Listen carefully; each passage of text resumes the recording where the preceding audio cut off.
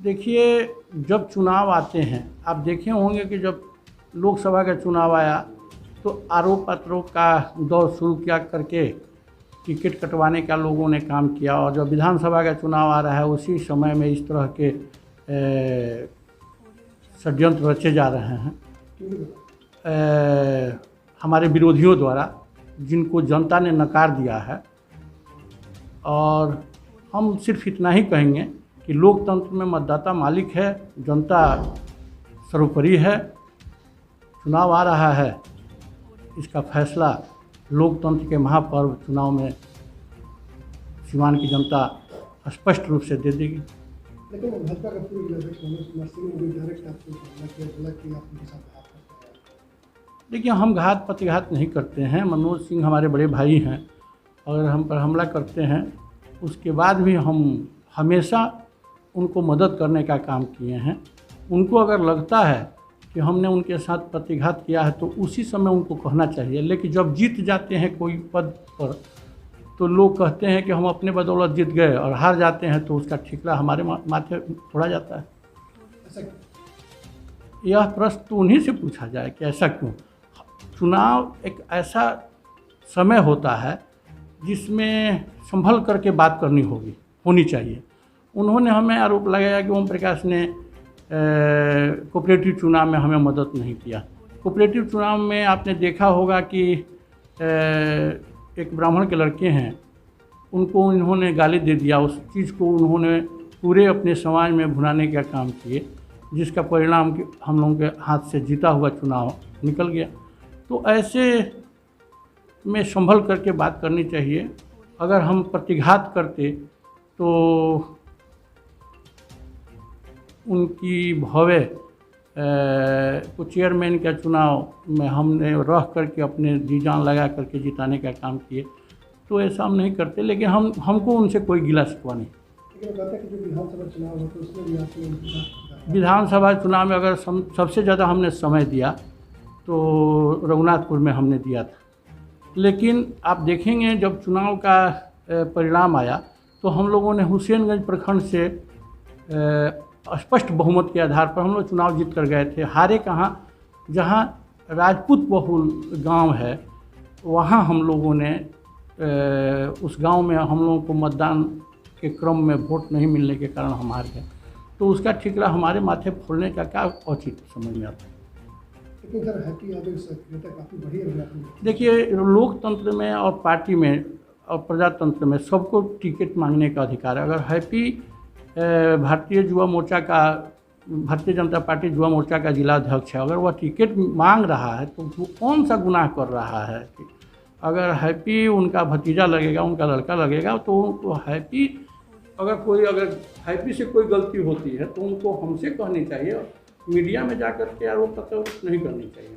लेकिन पहले हैप्पी यादव तो दरौंदा विधानसभा क्षेत्र में काफ़ी प्रयास करते नहीं, हम लोगों ने देखा कि दरौंदा में निश्चित रूप से दरौंदा को हम लोगों ने हमने अपने 10 साल के शासनकाल में हैप्पी के लिए काम किए थे। लेकिन परिस्थितियाँ ऐसी बनी कि व्यास सिंह, जिनको पूर्व सांसद ने गोली मार करके मरा हुआ समझ करके उनके समर्थकों द्वारा पचरुखी थाना में मार दिया गया था, और बेचारे चाहते थे कि हम दरौंदा से चुनाव लड़े, तो हमने हैप्पी को स्पष्ट मना कर दिया कि नहीं, आपको चुनाव नहीं लड़ना है। हैप्पी इसके पहले भी चाह रहे थे तो हमने उनको मना कर दिया कि नहीं, पार्टी जो निर्णय लेगी। और आज भी हम आपके माध्यम से कह देना चाहेंगे, हम पर लोग आरोप ला रहे हैं कि हम आरजेडी में चले जाएंगे, हम रात में आरजेडी के नेताओं से बात करते हैं। इस तरह के अनर्गल आरोप सीवान की जनता जानती है कि हमारे समधी हैं और बिहारी चौधरी, हम दिन में उनसे मिलने जाते हैं, हम रात में कभी मिलने नहीं जाते हैं। हम जो भी काम करते हैं डंडा की चोट पर करते हैं, और हम मरना कबूल करेंगे, आरजेडी में जाकर राजनीति नहीं करेंगे, और न हम कभी किए हैं। ये लोग जिन लोगों ने आरोप लगा रहे हैं, यही लोग कभी आरजेडी में जाते हैं, कभी जदयू में रहते हैं, कभी नीतीश को गाली देते हैं, कभी कुछ करते हैं। उस आरोप पत्रों से हमको कोई मतलब नहीं है। हम सीवान की जनता को अपना सर्वोपरि मानते हैं। ये लोग हमारे लिए भाग्य विधाता हैं कि यहाँ के लोगों ने हमें 2 बार सांसद बनाया, और हम निष्ठा ईमानदारी से इन लोगों का खिदमत और सेवा किए हैं। हमको उस पर भरोसा है। यानी कि बड़ौदा विधानसभा सीट आपने व्यास सिंह के लिए छोड़ दिया। निश्चित रूप से आज हम जब गए भी थे तो अपने आदरणीय उप मुख्यमंत्री सुशील मोदी जी से हमने कहा था कि क्षेत्र में बहुत तेज़ी से चर्चा है कि दरौंदा विधानसभा सीट जेडीयू को जा रहा है। सर, ऐसा नहीं होना चाहिए, क्योंकि बड़ी मुश्किल से कमल खिला है, कीचड़ से कमल खिला है, कमल को मुरझाने नहीं दिया जाएगा। तो उन्होंने हमें आश्वस्त किया है कि दरौंदा में हम लोग लड़ेंगे। दरौंदा यानी भाजपा की सीट है। निश्चित रूप से। तो फिर आपने दरौंदा विधानसभा छोड़ के रघुनाथपुर विधानसभा क्षेत्र को छोड़ा। अगर रघुनाथपुर चूँकि आरजेडी का जीता हुआ सीट है, अगर आरजेडी से हम लोग लाना चाह रहे हैं तो इसमें कौन सा गुनाह कर रहे हैं?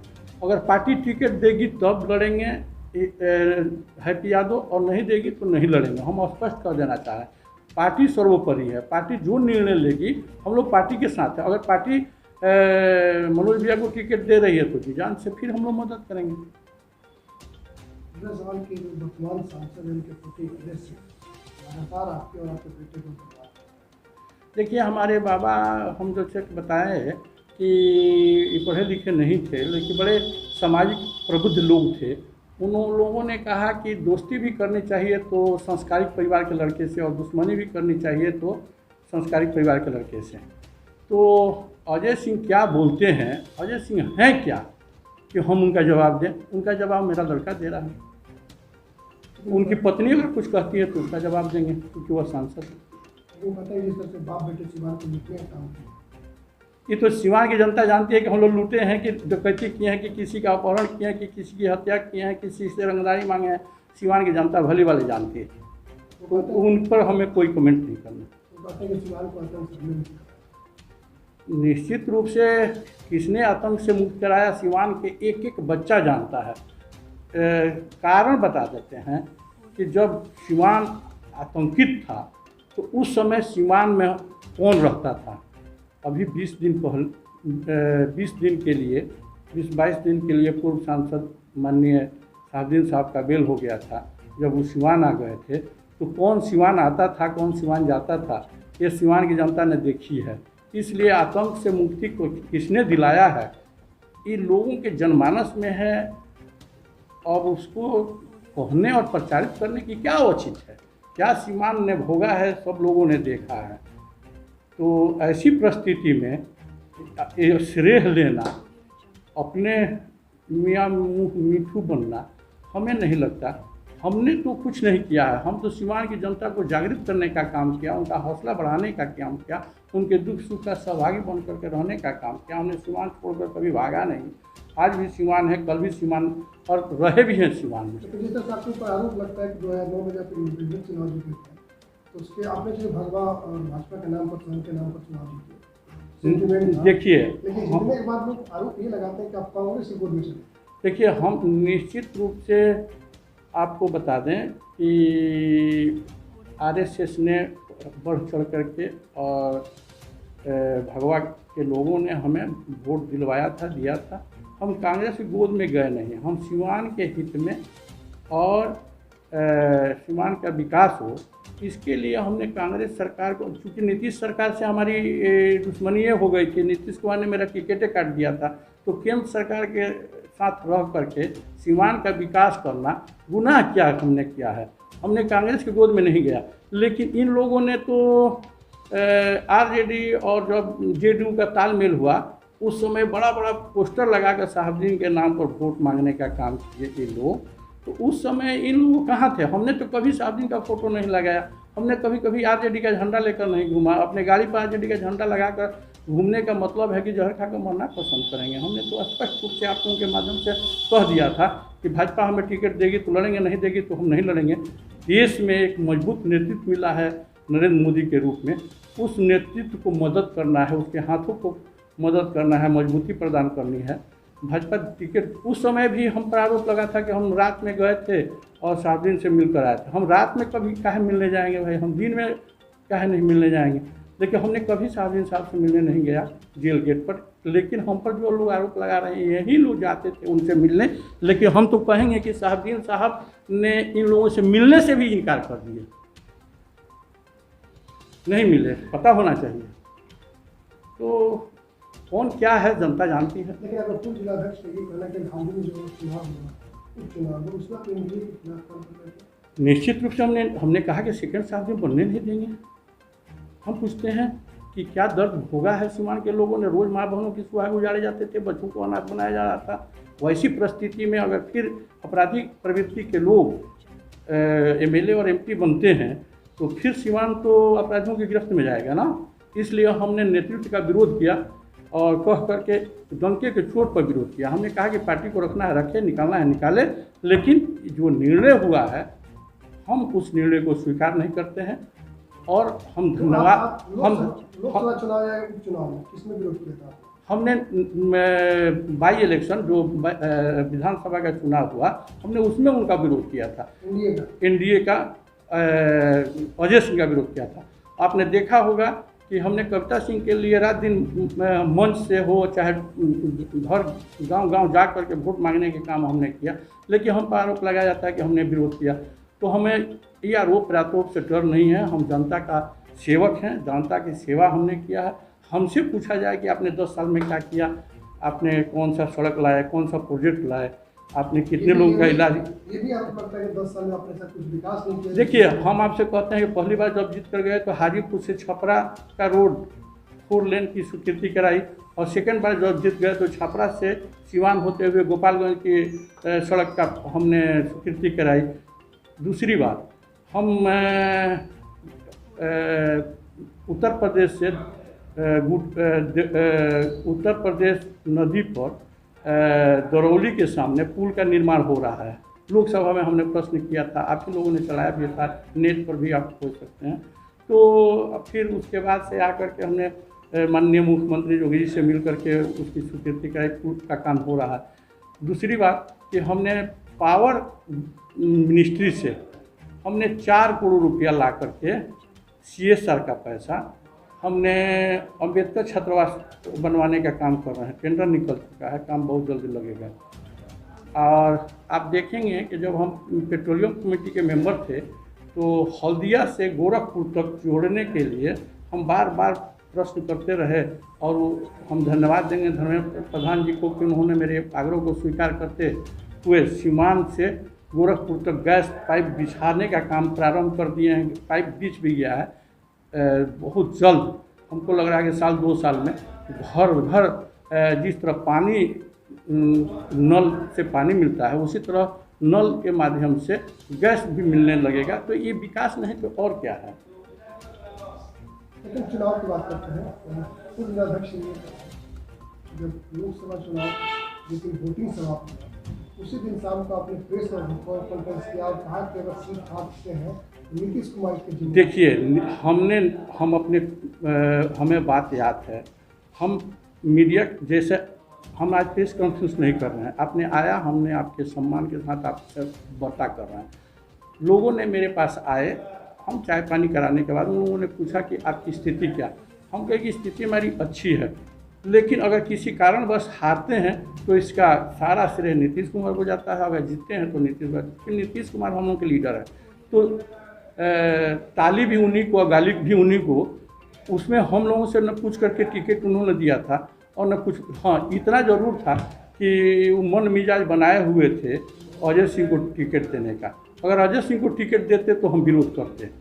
हमने कहा था स्टेशन पर जब उतरे थे कि अपराधी चरित्र के लोगों को टिकट देंगे नीतीश कुमार। जेडीयू में चला गया कोई बात नहीं है, लेकिन अगर अपराधी चरित्र को अगर टिकट देंगे तो हम लोग विरोध करेंगे। लेकिन उन्होंने मेरे आग्रह को स्वीकार करते हुए, मेरी भावना को समझते हुए उन्होंने उनके पत्नी को टिकट दिया। हमने उनके लिए काम किया कि नहीं किया, उनके लिए वोट मांगा कि नहीं मांगा, आप लोगों ने देखा है, सीवान की जनता ने देखी है। इसलिए हमको इस पर कोई चर्चा प्रचर्चा नहीं करना है। हमने कभी नीतीश कुमार को अनाप शनाप को हम मर्यादित ढंग से कहा कि अगर यह जीत होती है तो हमारे नेता की होती है, नीतीश कुमार की होती है, हार भी होती है। तो हम तो कहना चाहेंगे कि पूरे लोकसभा में एक व्यक्ति ने लड़ा, नरेंद्र मोदी, और नरेंद्र मोदी के नाम पर उसको वोट मिला, लेकिन उसके बाद भी कोई सुनने वाला नहीं है। हम ये बात, जहाँ हम जीते हैं नरेंद्र मोदी जीते हैं, जहाँ हारे हैं नरेंद्र मोदी हारे हैं, क्योंकि लीडर हम लोग के वही हैं। लेकिन आप चुनाव जो हुआ तो उसमें आपने अजय सिंह का दिया, क्या वजह रहती है अजय सिंह का विरोध? देखिए, अजय सिंह का विरोध करना कि उन पर 34 केस थे मुकदमे, अपहरण के, हत्या के, लूट के, डकैती के। तो ऐसे चरित्र के लोगों का अगर हम सपोर्ट करते तो सिवान की जनता हमसे पूछती कि आपने साहबुद्दीन का विरोध क्यों किया, तो हम क्या जवाब देते। तो हमारे लिए अपराधी अपराधी है, उसका जात और मजहब कुछ नहीं होता है। इसलिए हमने सोचा कि हम अपराधी को मदद नहीं करेंगे। और कर्णजीत सिंह का एक संस्कारिक परिवार के लड़के हैं, बहुत अन्याय अत्याचार उनके परिवार पर हुआ है। वो अपने चाचा को खोए हैं, अपने भाई को खोए हैं, खुद उनको भी गोली लगी थी, विषम परिस्थिति जब सिवान की थी। तो ऐसे लोगों को मदद करना गुनाह क्या? अगर यह गुनाह है तो हम ऐसा गुनाह बार बार करने के लिए तैयार। चुनाव आने जा रहे हैं, इसमें आपका स्टैंड क्या है? मेरा स्टैंड स्पष्ट, पहले भी कहा आज भी कहा कि पार्टी के लिए काम करेंगे। हम कभी भी आरजेडी की तरफ झांकने भी नहीं गए, न नेताओं से कभी टिकट मांगने का। हम जौहर खा कर मरना कबूल करेंगे, आरजेडी में नहीं जाएंगे भैया। हम भारतीय जनता पार्टी के एक एक कार्यकर्ता का पतल फेंक करके, जूठा बर्तन साफ करके जी लेंगे, नहीं राजनीति करेंगे, कोई मतलब नहीं। लेकिन हम किसी का शोषण नहीं करेंगे, किसी को सताएंगे नहीं, दबाएंगे नहीं। अगर मौका पार्टी हमें देती है, चाहे मेरे लड़के को देती है, तो हम जरूर चुनाव लड़ेंगे। जिसको देगी पार्टी टिकट हम उसको मदद करेंगे। हम विरोध क्यों करें? हम भारतीय जनता पार्टी के प्रदेश के उपाध्यक्ष हैं, हम विरोध क्यों करेंगे? लेकिन हाँ, पार्टी से हम जरूर आग्रह करेंगे कि स्वच्छ छवि को उम्मीदवार दिया जाए। लेकिन एक आरोप ये भी लगता है कि लोकसभा चुनाव में आप दिन में पार्टी का प्रचार करते थे और रात में राजद का प्लान में। रात में का है, हम किससे डरने वाले? जब साहबुद्दीन से नहीं है तो डरते किससे हैं? हम रात में का है किसी से डरने जाए? हम निश्चित रूप से दिन में भी प्रचार करते थे एनडीए के लिए और रात में भी प्रचार करते थे एनडीए के लिए। हम डरने वाले आदमी नहीं हैं, हम किसी चीज़ से डरते नहीं, हम मौत से भी नहीं डरते हैं। अगर डरते तो कफन लेकर निकलते भैया, और आप लोग हमको वोट देते। डरने वाले आदमी हम नहीं। क्या कहना चाहेंगे विरोधी? विरोधी लोगों को कहना चाहेंगे कि हमने सेवा भाव से अपनी पहचान बनाई है। 5000 से ज़्यादा लोगों का हार्ट का ऑपरेशन करवाए हैं, किडनी ट्रांसप्लांट करवाए हैं, दर्जनों लोगों का लीवर 2 आदमी का बदलवाए हैं, कैंसर के मरीजों का इलाज करवाए हैं। सेवा भाव से अपनी पहचान बनाए। हमारे माँ बाप बड़े लोग नहीं थे, लेकिन जितने में थे उन लोगों ने प्रतिष्ठा परिवार को देकर गए हैं, उस प्रतिष्ठा को डुबाने का काम किया। आरोप प्रत्यारोप तो लगता है, माँ जानकी पर भी आरोप लगा, तो उसका मतलब क्या हुआ? तो इसलिए हम किसी से डरते नहीं हैं, हम अपने सच्चाई असूल पर रहते हैं, कायम रहते हैं। आखिरी सवाल, सिवान क्रांति को ओम प्रकाश सर हमेशा टारगेट करते हैं, सारे लोगों के टारगेट में हमको रखा जाता है, हम रहते नहीं हैं, हमको बना दिया जाता है। यही हमारी पहचान है, यही हमारी पूंजी है कि जनता हमारे साथ है। इसलिए हमने अपनी सारी इच्छा पूरी कर ली है। टूना भैया को एमएलसी बनाने के लिए हमने जी जान लगाया। टूना भैया एमएलसी हैं। व्यास सिंह को विधायक बनाने का हमने प्रयास किया, विधायक हैं आज। नंद प्रसाद चौहान को जिला परिषद का चेयरमैन बनाने का हमने फैसला किया दृढ़ इच्छा शक्ति के साथ। आज उन पर अविश्वास प्रस्ताव आया, उसको भी बचाने का किया। रूनू को हम लोगों ने नगर परिषद का चेयरमैन बनाया। उसके बाद उन्हीं के परिवार के अनुराधा को चेयरमैन बनाने के काम करे। तो इसलिए सब कुछ हो गया है भैया। अब क्या है, 10 साल सांसद रहना अपने आप में बहुत है। लगाने दीजिए आरोप, लोग अपने आप चुप हो जाएंगे। चुनाव आता है ना, जनता फैसला कर देगी जनमत किसके साथ है, बात किसकी जनता सुन रही है, फैसला हो जाएगा। हम जनता पर विश्वास करते हैं।